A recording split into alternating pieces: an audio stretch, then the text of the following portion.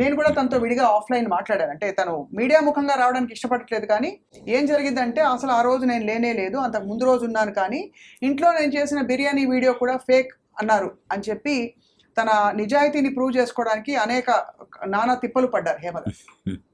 నిజాయితీని అంటే ఆవిడ రేవ్ పార్టీలో ఆవిడ ఉన్నారు అనే వార్త బయటకు వచ్చినప్పుడు ఆవిడ నేను లేను అని, నిజానికి ఆ వార్త బయటకు రావటానికంటే ముందే ఈ వీడియో పోస్ట్ చేశారు.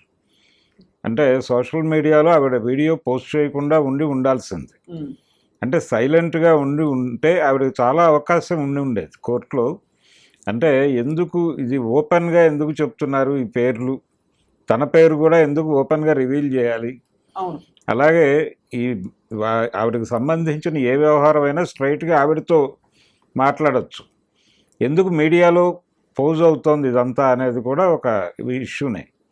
అలా ఆవిడ సైలెంట్గా ఉండుంటే ఆవిడకి చాలా హక్కులు దొరికేవి. అవును, అవన్నీ వదిలేసుకుని ఆవిడ ఓపెన్ అయ్యారు మొదటే. అవును, ఓపెన్ అయ్యి నేను లేను, అనవసరంగా నేనేదో ఇంట్లో ఉన్నాను, బిర్యానీ చేస్తున్నాను, ఈ వీడియోలన్నీ ఆవిడ పంపు చేశారు. ఇప్పుడు నాకే సంబంధం లేదు, నాకు మీద నెగిటివ్ వచ్చేసింది ఆ రిపోర్ట్ అని మొదట ఆవిడ ఇంకో మాట అన్నారు. అసలు నేను ఎవరికి ఏ శాంపుల్ ఇవ్వలేదు అని మొదలుపెట్టారు ఆవిడ. ఆ తర్వాత వెళ్ళి శాంపుల్స్ ఇచ్చామని చెప్పి ఇంకొక వీడియో బయటకు వచ్చింది. ఆ శాంపుల్స్ ఇచ్చిన దాని మీద ఇప్పుడు ఈ ఛార్జ్షీట్లో పేరు పెడుతూ వాళ్ళు చాలా క్లియర్గా కొకైన్కి సంబంధించినటువంటి అవశేషాలు ఉన్నాయి ఆవిడ బాడీలో, ఆవిడ ఇచ్చినటువంటి ఈ టెస్ట్ కోసం ఇచ్చినటువంటి వాటిల్లో అని చెప్పేసి చెప్పారు, రాశారు దానిలో. అయితే నెగిటివ్ వచ్చింది అనేది ఒకటి ఆవిడ లాయర్ ద్వారా తెలుసుకున్నానని చెప్తున్నారు. అవును, మా లాయర్ నుంచి నాకు ఒక శుభవార్త అందింది, ఆయన నెగిటివ్ అని రాశారు దానిలో అని చెప్పారు. వినాయకుడి దగ్గర పెట్టిన వీడియో అది. అవును, కాబట్టి టోటల్గా ఆవిడ అనవసరంగా గేమ్ మొదలుపెట్టారు ఆ రేవ్ పార్టీ. ఇప్పటికైనా సరే ఆవిడ ప్రజల ముందుకు వచ్చి జరిగింది ఏమిటి అనేది చెప్పేస్తే ఇతర స్పెక్యులేషన్స్ లేకుండా పోతాయి. కానీ నిజానికి ఆవిడ పదే పదే ఆఫ్లైన్ అన్నారు, నాకు తెలిసిన ఇతర మీడియా మిత్రులకు కూడా చెప్పారు, ఈ విషయం మేము బహిరంగంగా చెప్పొచ్చని కూడా నాతో చెప్పారు.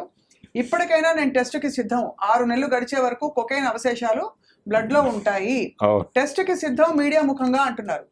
సో దాన్ని ఎలా పరిగణించాలి? అంత కాన్ఫిడెన్స్ లేకపోతే ఎందుకు చెప్తారు ఆవిడ మాట? అంటే ఛార్జ్షీట్ పెట్టేసిన తర్వాత ఛార్జ్షీట్ అనేది జడ్జిమెంట్ కాదు. ఆవిడ ఇప్పటికీ కంటెస్ట్ చేసే హక్కు ఉంది, ఆవిడకి కంటెస్ట్ చేయొచ్చు. డెఫినెట్గా ఆవిడ ఈ ఛార్జ్షీట్లో పెట్టినటువంటి ఎలిగేషన్స్ మీద కూడా కోర్టుతో దెబ్బలాడచ్చు ఆవిడ. అవును, దెబ్బలాడి తన నిర్దోషిత్వాన్ని ప్రూవ్ చేసుకుని ఆవిడ ఏదైతే ఛాలెంజ్ చేస్తోందో ఇప్పుడు మీరు అన్నట్టు ఇప్పటికీ టెస్టులకు సిద్ధమే నేను అని ఆవిడ చెప్పిన ప్రకటన, అది కోర్టులో ప్రూవ్ చేసుకుని ఈ ఛార్జ్షీట్ తప్పు అని చెప్పి ఆవిడ పోలీసుల మీద కౌంటర్ కేసు పెట్టేటువంటి అధికారం కూడా సంపాదించవచ్చు ఆవిడ. రైట్. మీ అనుమతితో ఒక్కసారి నేను హేమ గారికి ఫోన్ చేస్తున్నాను, ఆవిడ అనుమతిస్తేనే ఈ ఫోన్ని నేను బహిరంగంగా చెప్తాను. హేమ గారు నమస్తే అండి. సరే సరే సరే సరే హేమ గారు, thank you, bye bye bye. So basically Hema గారు ప్రస్తుతం అంటే ఫోన్లో వాళ్ళ లాయర్ సూచన మేరకు వారు బహిరంగంగా మాట్లాడదలుచుకోలేదు, కానీ మీరు చాలా వ్యాలిడ్ పాయింట్ చెప్పారు భరద్వాజ్ గారు. షీ స్టిల్ కెన్ కంటెస్ట్ చేయొచ్చండి ఆవిడ, కంటెస్ట్ చేయొచ్చు. సో మేడం గారు ఎలాగో ఒక లాయర్ గా మీరు చెప్పండి సుభాషిణి గారు. పోలీసులు అంటే ఒక జోష్లో కొన్ని ఆరోపణలు చేసేసారు, ఆ తర్వాత నేను నిర్దోషిని, యాక్చువల్లీ టెస్ట్ కూడా నెగిటివ్ వచ్చింది, మా లాయర్ నాకు చెప్పారు ఈ విషయం అని చెప్పి నేను హేమ గారే వీడియో పెట్టారు. అంటే ఎక్కడో టెస్ట్ రిపోర్ట్లో డిస్క్రిపెన్సీ జరిగిందని, ఈవిడ నెగిటివ్ రిపోర్ట్ ఉంది అని చెప్పి ఆ కాపీ.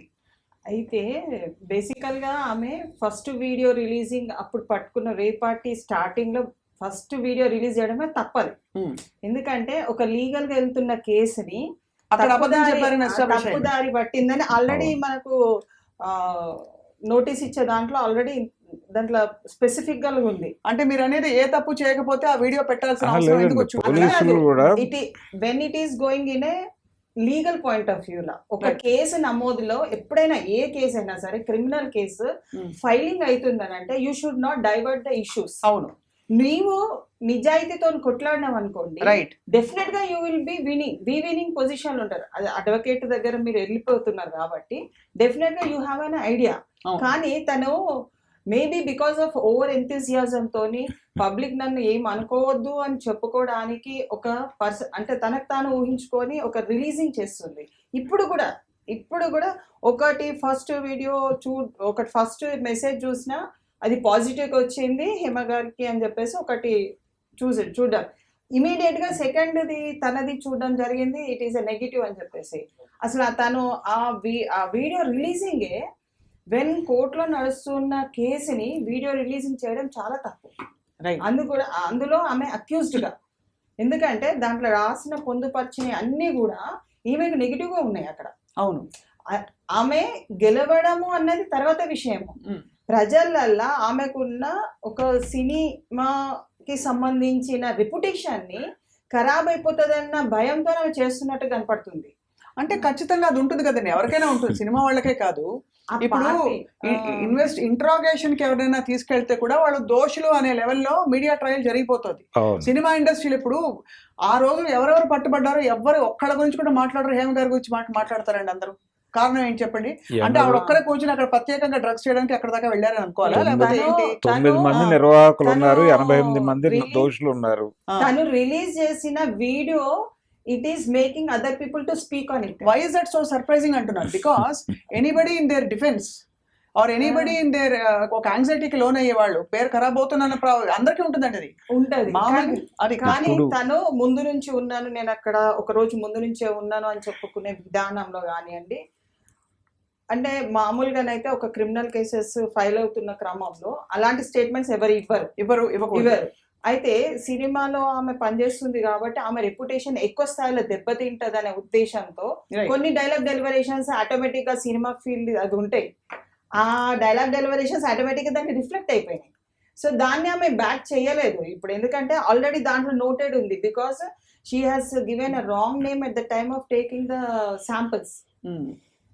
ఏమే ఇచ్చింది అనేది అక్కడ నోటిఫై చేసిండ్రు, అది చాలా అంటే మనకు డేంజర్. కానీ రిపోర్ట్ లో తనకి నెగిటివే ఉంది, అందుకే నేను అంత కాన్ఫిడెంట్ గా చెప్తున్నాను, ఇప్పటికైనా మీరు రండి నా బ్లడ్ టెస్ట్ తీసుకోండి అని చెప్తున్నారు హేమ గారు. సో దీనికి ఏంటి పరిష్కారం? ఒకటండి, వాళ్ళు ఎఫ్ఐఆర్ కాపీ కావచ్చు, లేదు ఛార్జ్ షీట్ లో కొన్ని భాగాలు బయటకి వచ్చినటువంటి భాగాల్లో వాళ్ళు ప్రధానంగా అక్యూజ్ చేసింది ఇవన్నీ కేసు డైవర్ట్ చేయడానికి ప్రయత్నం చేశారు అనేది ప్రధానంగా మాట్లాడారు.